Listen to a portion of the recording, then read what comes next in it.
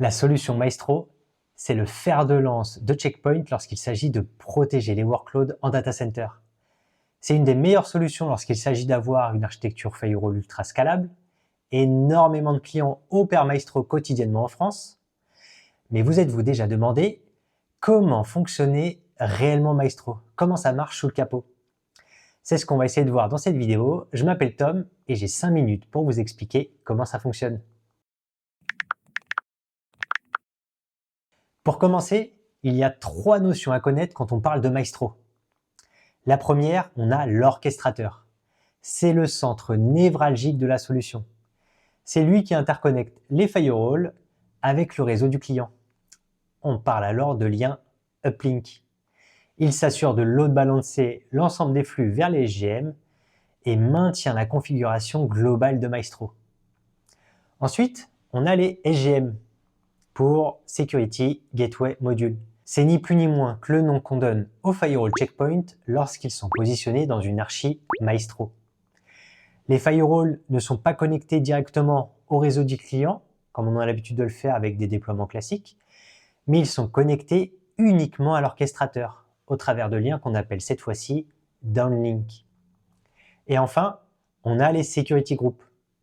Un security group dans Maestro, c'est un groupe logique de firewall, donc si vous avez suivi plutôt de SGM, et d'interfaces réseau, les uplinks, qui fonctionnent ensemble comme une seule passerelle de sécurité. Une fois qu'on a dit tout ça, comment un paquet réseau est traité dans Maestro? On va prendre un exemple simple. Alice souhaite ouvrir une session avec Bob. Dans un souci de simplicité, on va partir du principe que la passerelle par défaut d'Alice, c'est notre security group qu'on va appeler LAN. Je fais une petite pause pour clarifier quelque chose sur les requêtes ARP.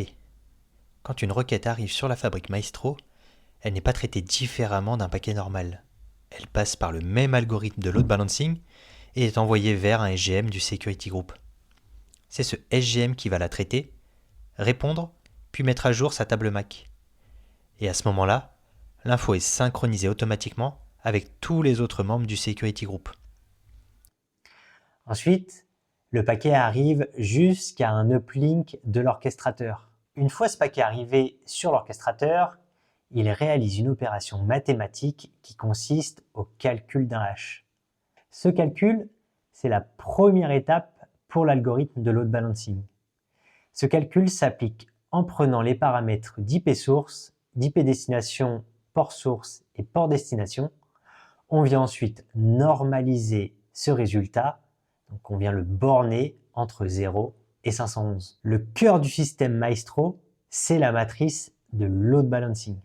Quand on crée un security group, côté back-end, l'orchestrateur évalue sa puissance totale en fonction du nombre et de la capacité des firewalls qu'il compose. Si tous les firewalls ont la même puissance, alors la matrice est répartie équitablement. Chaque SGM a autant de chances de recevoir une nouvelle connexion.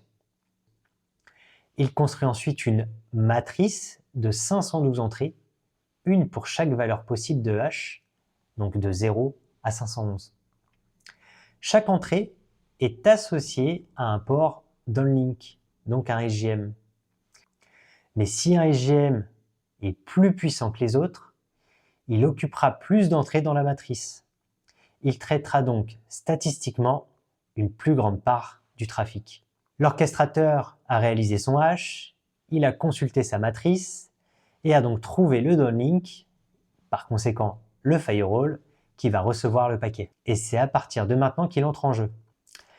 La première, il va pouvoir faire ce pour quoi il a été conçu. Inspecter le trafic et appliquer les politiques de sécurité.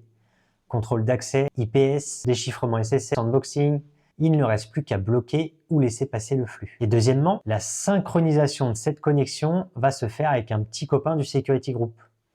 Il faut pouvoir assurer la redondance en cas de crash. Il choisit alors un firewall qui sera responsable de cette connexion en cas de problème. Si le flux passe, alors le firewall consulte sa table de routage et forward le flux vers Bob. Le flux passe par un downlink, remonte vers l'orchestrateur et emprunte le bon uplink pour arriver sur le réseau du client. Donc voilà, J'espère que ça aura été clair et que ça aura été utile. Si cette première vidéo de cette chaîne vous a plu, pensez à vous abonner. Merci, à toutes!